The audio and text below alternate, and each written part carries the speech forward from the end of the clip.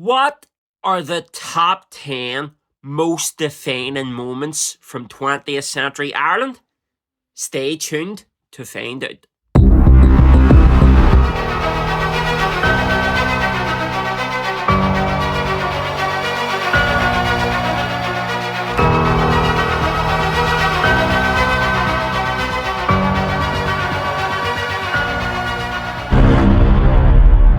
Well, what's happening, everybody?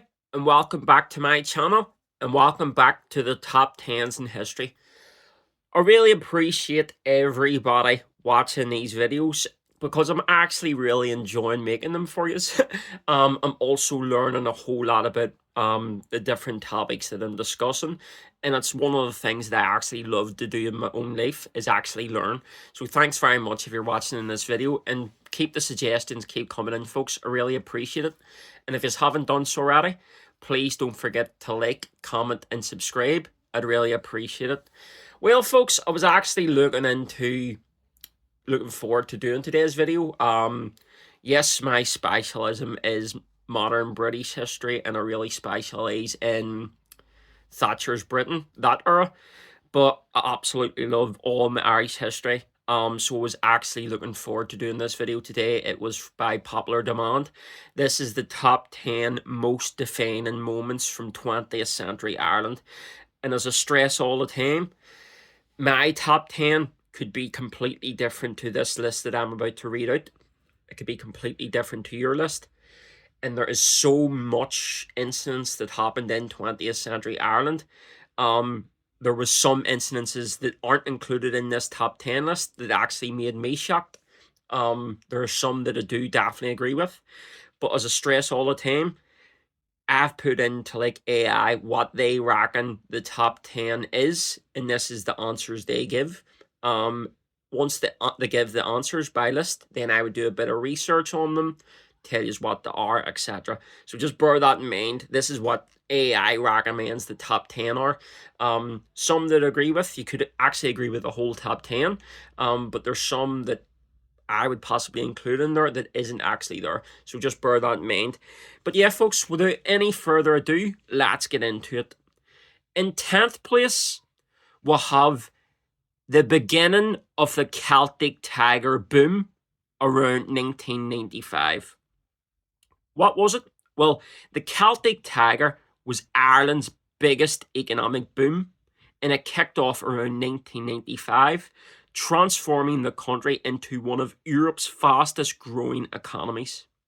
Driven by foreign direct investment, notably from US tech giants like Intel and Microsoft, low corporate taxes, EU membership, and an educated workforce, Ireland saw GDP growth rates of 7 to 10% annually through the late 1990s.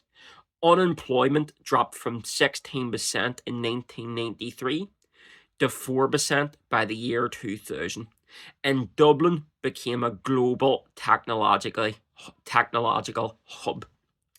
The boom also attracted immigration, reversing centuries of immigration out of Ireland, with over 250,000 people arriving by 2005.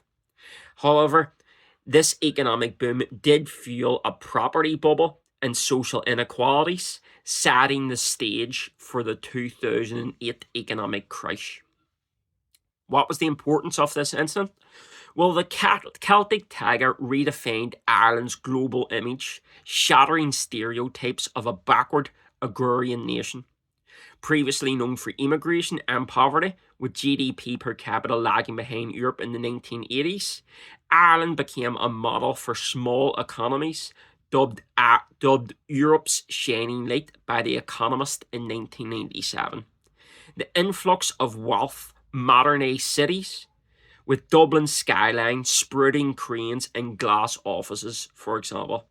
Socially, it loosened Catholic conservatism, as prosperity brought in cosmopolitanism, evident in new restaurants, festivals, and a vibrant nightlife.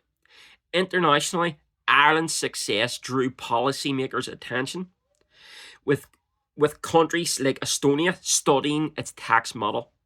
However, the boom's uneven benefits did spark debates about inequality, as I said, as rural areas and the working class lag behind a lot of other societal groups.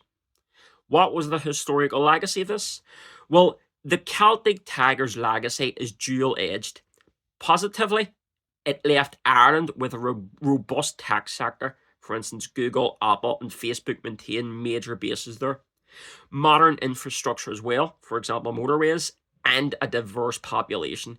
By 2011, 12% of residents within Ireland were foreign born. It also boosted national confidence, enabling Ireland to lead in EU affairs like the 2004 presidency. Negatively, though, the property bubble's collapse in 2008 led to a banking crisis. EU IMF bailout, for example, and austerity, exposing over-reliance on construction and finance. The boom's cultural shift did endure, fostering secularism and openness, evident in later reforms, for example, marriage equality in 2015. It also entrenched Ireland's globalised economy, though debates persist over tax haven criticisms raised by the US and EU. Why does it feature in the top 10? Well, the Celtic Tiger ranks 10th because it marked Ireland's economic maturity, a pivotal shift from deprivation to prosperity that reshaped its global standing.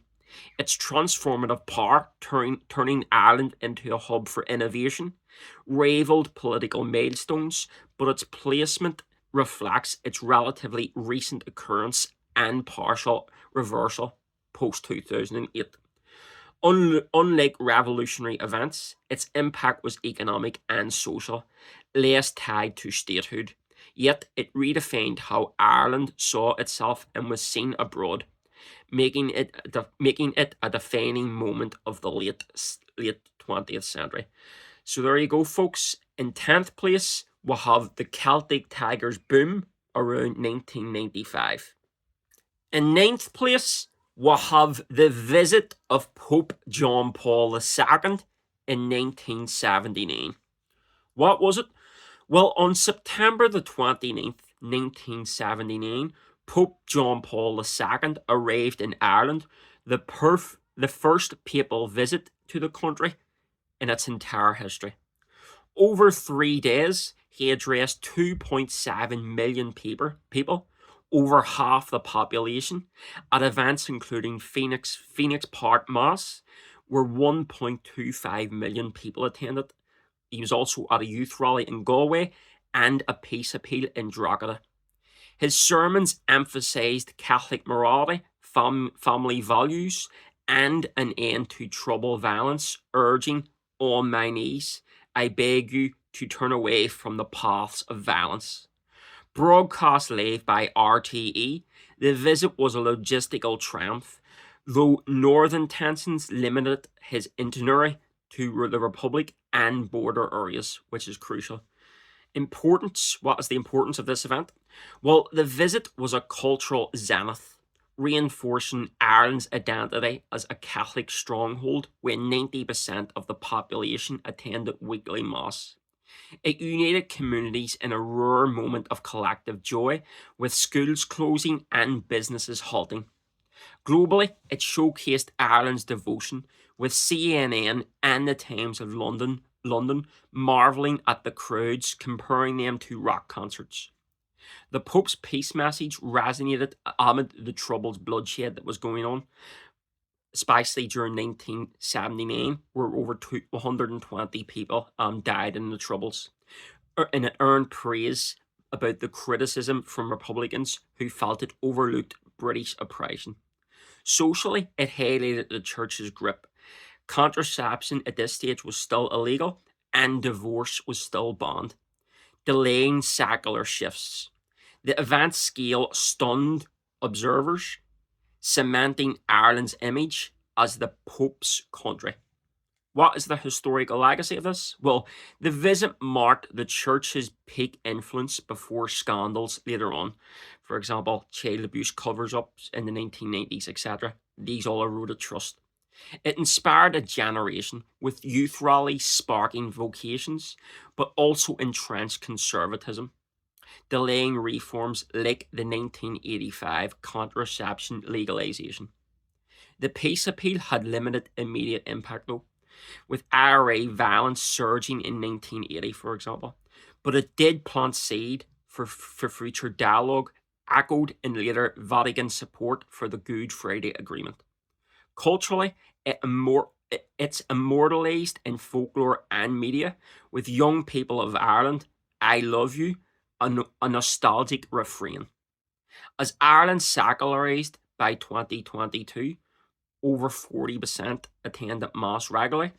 The visit became a marker of a fading era, contrasting with today's pluralistic society. Why it features in the top 10?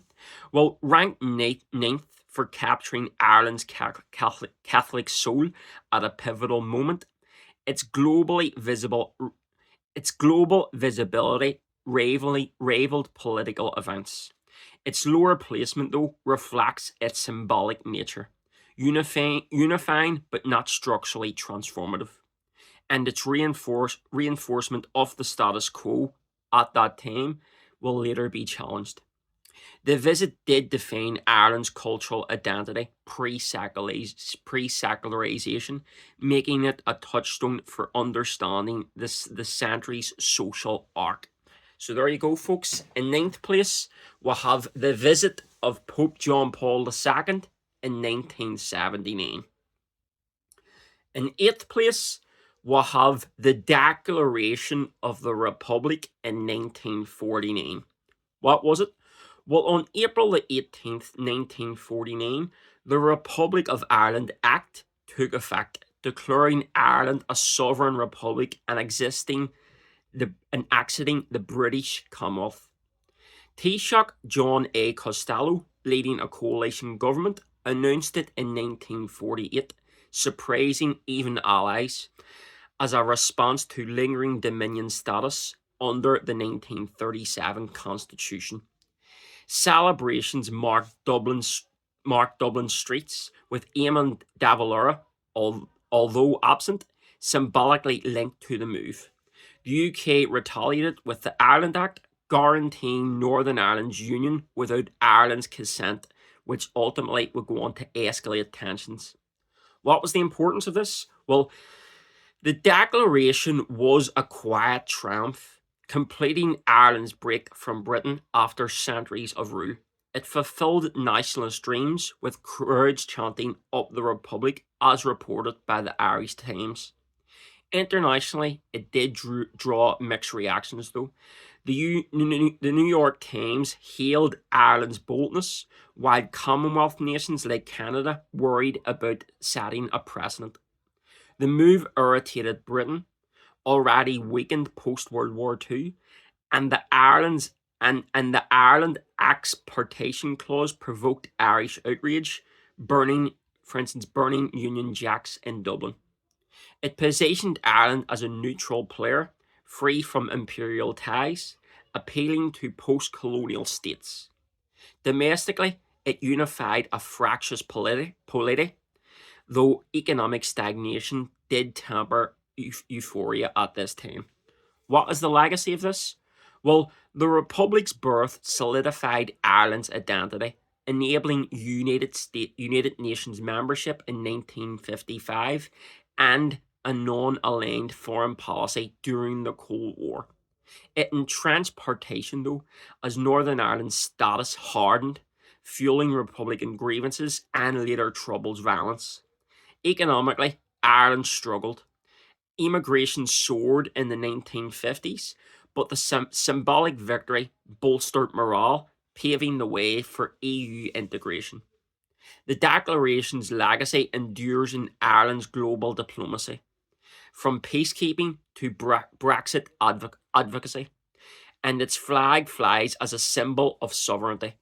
Fianna Fáil's later dominance capitalised on the moment's nationalist fervour, shaping future politics. Why does it feature?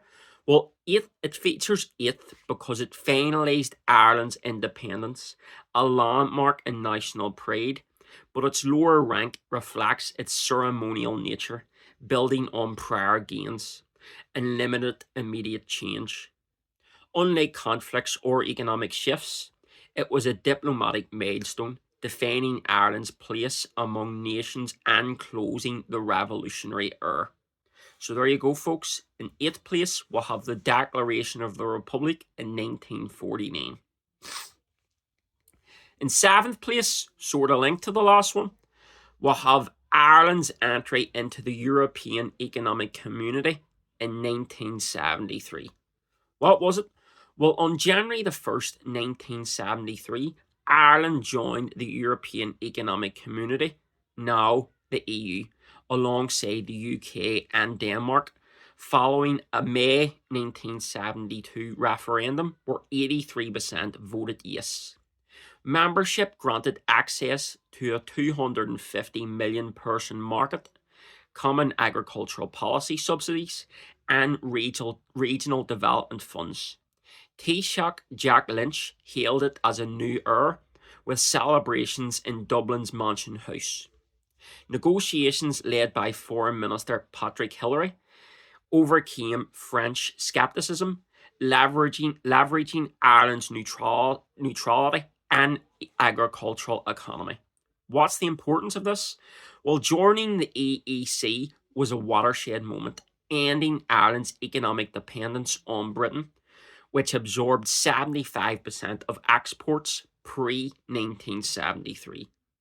CAP subsidies doubled farmers' incomes by 1980, modernised rural life, while EU grants built roads and schools. Globally, it marked Ireland's pivot from insularity, with Le Monde noting its European leap. Socially, exposure to liberal policies like gender equality directives challenged Catholic norms, sparking debates on divorce, for example, which was banned until 1995. Politically, it gave Ireland a voice in Brussels, amplifying small state influence. And the move shocked skeptics who feared loss of sovereignty, proving instead a catalyst for growth. What's the legacy of this? Well, EU membership led the Celtic Tigers Foundation, as I mentioned previously, attracting US firms with educated workers and market access by 2000. In Ireland, and by 2000, Ireland hosted 1,200 multinationals. Infrastructure flourished, for example, the M1 motorway, and education expanded, producing tech talents. The EU's peace funds supported cross-border projects, aiding the Good Friday Agreement, whilst Ireland's EU role would continue to grow, from presidency successes to Brexit's border advocacy. However, reliance on EU funds raised dependency critiques, and Euroscepticism still lingers to this day. Membership redefined Ireland as a global player, though, balancing sovereignty with integration. Why does it feature on the list? Well, it's 7th for revolutionising Ireland's economy and worldview, a slow burn transformation rivaling political upheavals. Its lower rank reflects its gradual impact, for example, effects unfolded over decades, and secondary role to independence struggles. It defined Ireland's modern identity, aligning it with Europe and setting the stage for future prosperity. So there you go. In 7th place, we'll have Ireland's entry into the European Economic Community.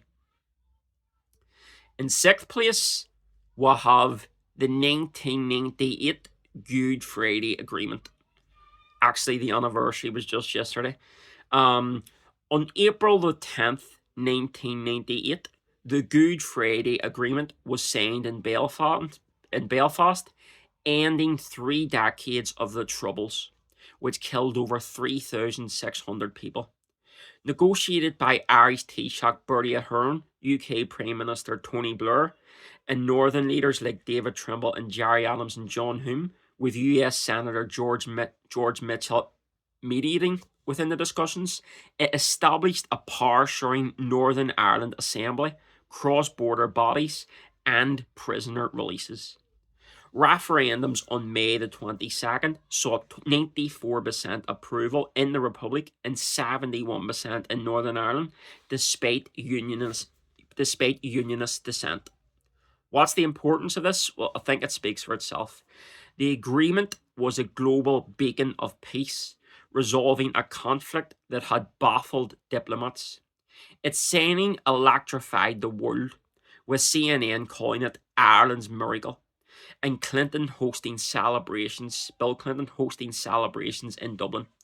It gave Ireland a formal role in Northern Ireland via the North-South Ministerial Council, a nationalist victory, while reassuring Unionists still maintained their UK ties. The deal's complexity, for example, balancing decommissioning, police reform, and victims' rights, drew praise as a conflict resolution model. Domestically, it healed cross-border ties, with Dublin dropping its 1937 territorial claim.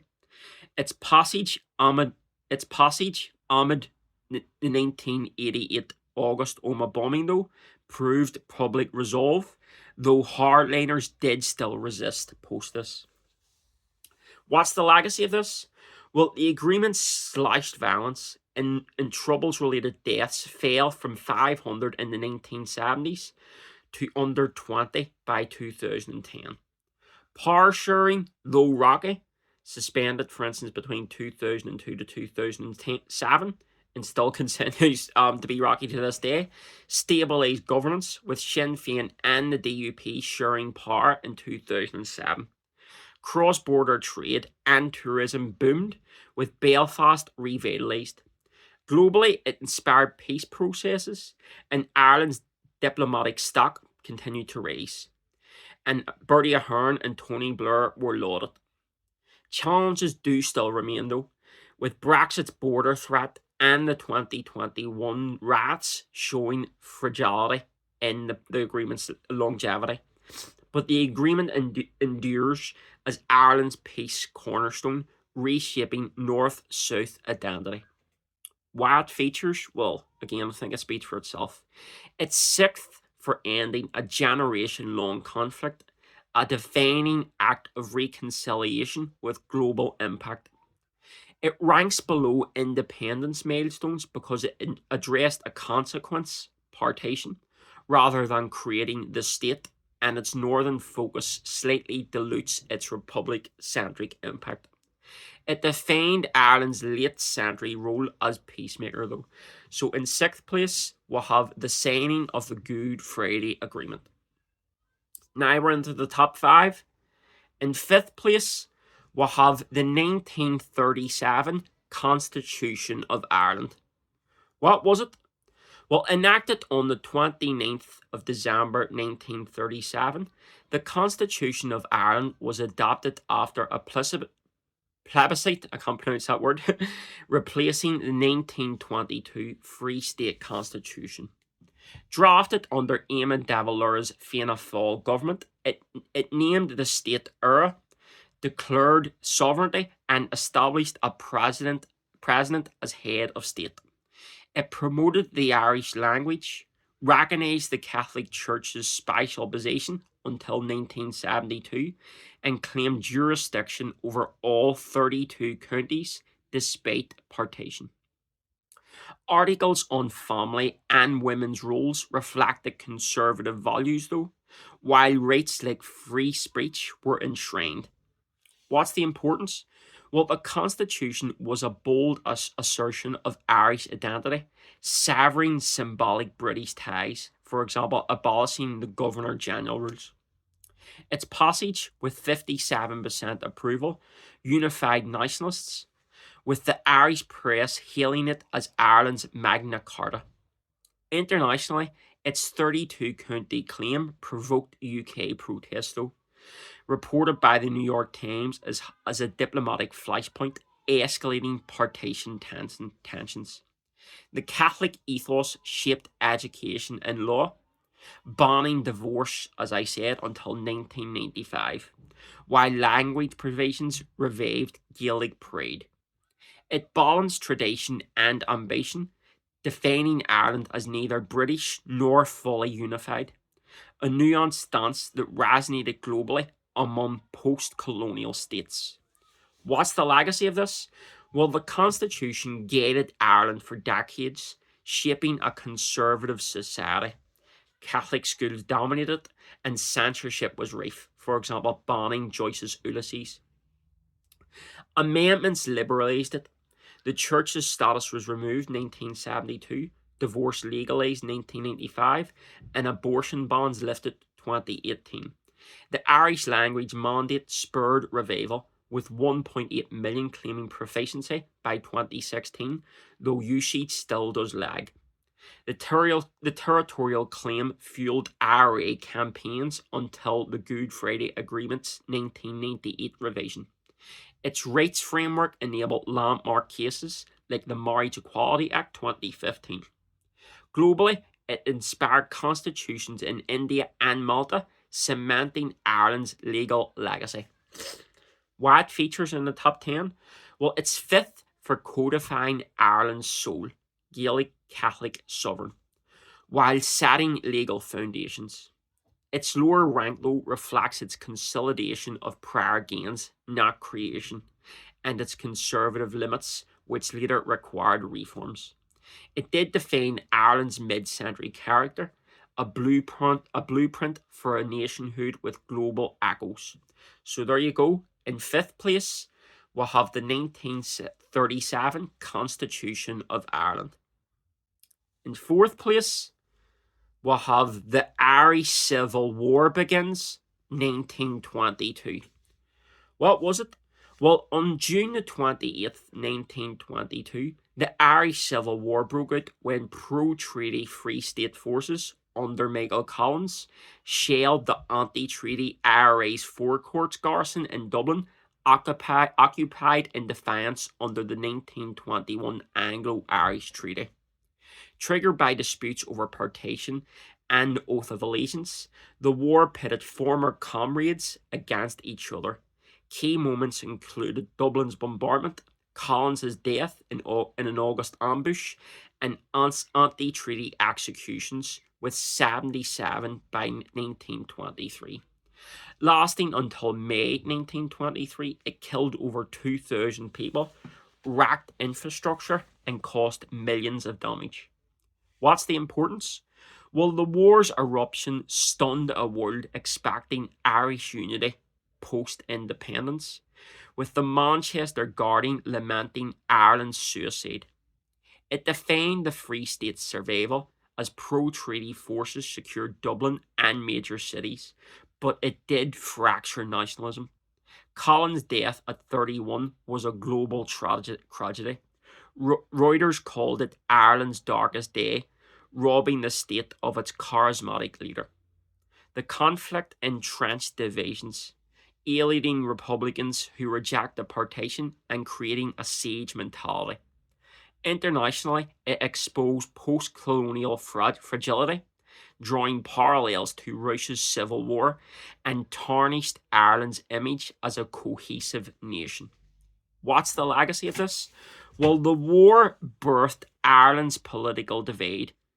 Fianna Gael, pro-treaty, and Fianna Fáil, anti-treaty, dominated elections afterwards, alternating power through to 2020. It stifled radicalism. For instance, De Valera's 1926 Fianna Fáil pivot to politics sidelined the IRA. But bitterness did linger, with families split for generations. Economically, it delayed recovery. 1920s Ireland saw 400,000 people emigrate. Culturally, it inspired works like O'Casey's Juno and The Peacock, embedding trauma in art. Globally, it cautioned new states, for example India, on treaty compromises. And the war's shadow faded, but shaped Ireland's cautious, stable early decades. Why does it feature? Well, I think it speaks for itself. It's fourth for sculpting Ireland's political DNA through blood and betrayal, a formative tragedy. It ranks below foundational moments because it divided rather than built. a painful necessity to secure statehood. Its global shock and lasting rift made it a defining scar of the century. So in fourth place, we'll have the Irish Civil War begins in 1922. Now we're into the top three. In third place, we'll have the War of Independence begins in 1919. What was it? Well, on January the 21st, 1919, the Irish War of Independence ignited with the Soholabeg ambush in Tipperary, where IRA volunteers led by Dan Breen killed 2 Royal Irish Constabulary officers to seize arms. Coinciding with Dáil Éireann's independence declaration in Dublin, backed by Sinn Féin's 1918 election landslide, where they won 73 of 105 seats, it launched a guerrilla campaign. Michael Collins' IRA targeted British forces, while the Black and Tans reprisals, like the 1929 Croke Park massacre, where 14 people were murdered, escalated violence until the 1921 truce. What's the importance of this?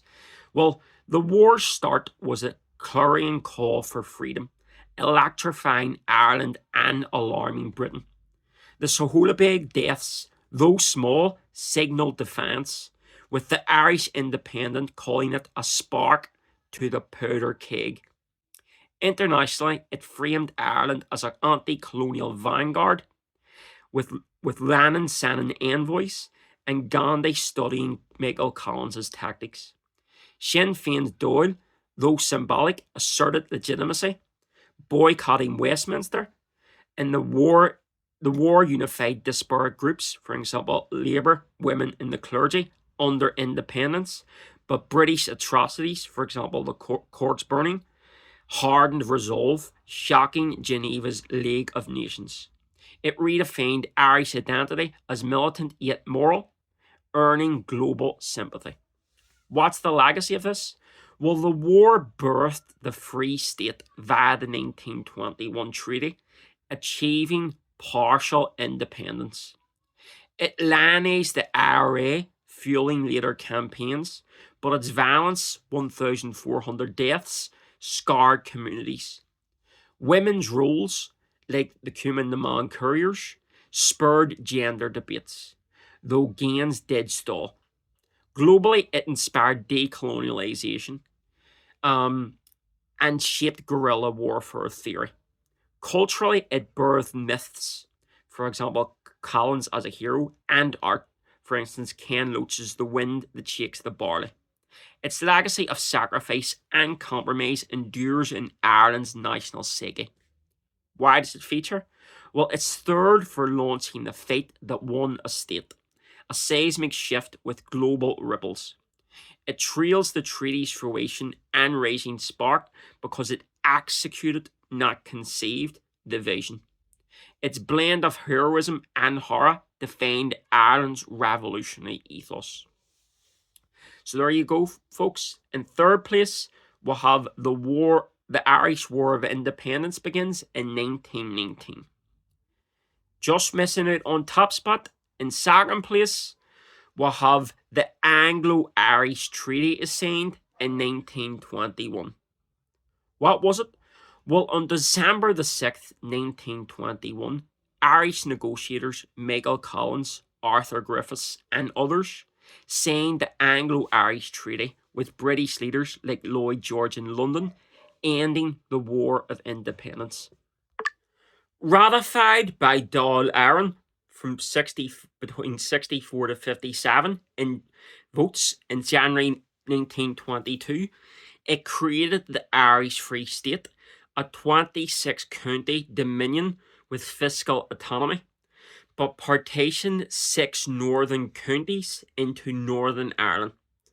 The oath of allegiance to the Crown and naval bases sparked fierce debate, with De Valera opposing it as a betrayal. What's the importance of this? Well, I do think it's majorly important. The treaty was a historic pivot, granting Ireland self-rule after 700 years of subjugation. Its signing after tense talks stunned the world. Le Figaro called it Britain's retreat, signalling empire's decline. Collins' grim remark, though, "I signed my own death warrant," foreshadowed his fate and the treaty's ultimate cost. It unified moderates, enabling state building, for example, the 1922 Constitution, but alienated Republicans, triggering eventual civil war. Partition redrew Ireland's map, a wound felt globally, with the United States Irish decrying Ulster's carve out. The treaty positioned Ireland as a Commonwealth pioneer, watched by Canada and India, redefining post-colonial paths. What's the legacy of this? Well, the Free State evolved into the 1949 Republic, realising sovereignty. Partition birthed Northern Ireland, which seeded the ground for the Troubles, where, as I said, over 3,600 people died by 1998. Fine Gael and Fianna Fáil emerged from treaty splits, governing through to 2020. The Oath's abolition, 1933, and naval bases return, 1938, completed autonomy. Globally, the treaty modelled negotiated exits. For example, South Africa's 1926 talks echoed it, but partition warned of ethnic divides, as in places like Palestine. Culturally, it's a paradox. Victory, for example, independence, and tragedy, for example, Michael Collins, etched in films such as Michael Collins.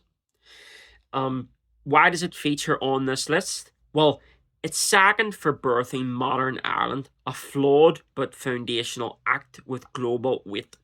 It yields to the Rising, which is number one, because it realised, not ignited, the dream. Its creation of state and schism defined the century's triumphs and tears.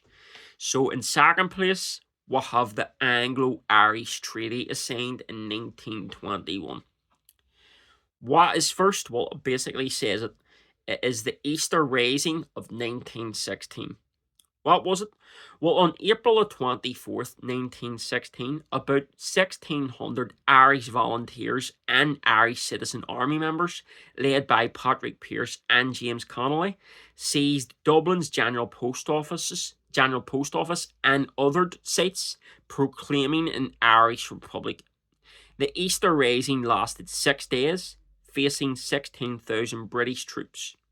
Artillery razed central Dublin. 485 people died, 260 civilians, 143 soldiers, and 82 rebels. Pearse surrendered on April the 29th, and 16 leaders, including Connolly, were shot and executed, and Connolly was shot while strapped to a chair. They were executed by May the 12th. Over 3,500 people were arrested, though most were released by 1917. What's the importance? Well, it's majorly important. The Rising was Ireland's crucible, birthing modern nationalism. Initially, Dubliners jeered the rebels, looting marred order, but Britain's executions flipped the sentiment. The Irish independence plea for clemency went unheeded and global outrage surged. US papers like the Boston Globe called it Britain's blunder. The proclamation's ideals, equality, sovereignty, ultimately inspired millions, echoing in India's 1919 uprisings.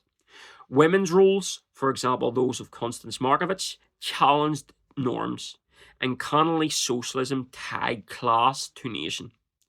The Rising's audacity, though a military flop, made independence inevitable, galvanising Sinn Féin's 1918 election sweep. What's the legacy of this? Well, the Rising sparked the War of Independence, Free State, and the Republic. Its martyrs, Patrick Pearse's poetry, Connolly's speeches, etc., became lore, taught in schools and sung in ballads like Foggy Dew. The GPO remains a shrine, with 2016 centenary drawing 1 million visitors. The proclamation's gender equality clause fueled feminism. culminating in Mary Robinson's 1990 presidency. Globally, it was a template. For example, Vietnam's 1945 declaration mimicked it, and the warning of repression's cost. Partition and the troubles traced to its unresolved All-Ireland invasion, but its hope endures in peace and progress. Why is it number one? Well, it's first because it ignited Ireland's rebirth. Its moral force and global echo is unmatched. The rising fusion of sacrifice, vision, and consequence, war, statehood, division, made it the century's heartbeat, defining Ireland's soul and indeed story. So in first place, we'll have the 1916 Easter Rising. Well, there you go, folks. Do you agree with that list? Do you disagree with the list? I was personally shocked that there was a few exclusions. For instance, one exclusion that I was shocked was excluded was the Titanic. I thought the Titanic would have been in there just because of its global appeal. But I'm sure there's many other ones that people would disagree with. There's many people agree with the list. Let me know in the comments. And which video should I do in the future in regards to top 10? There could be a whole host of top 10s. But yeah, let me know in the comments, folks. And thanks very much for watching. I'll see you all soon.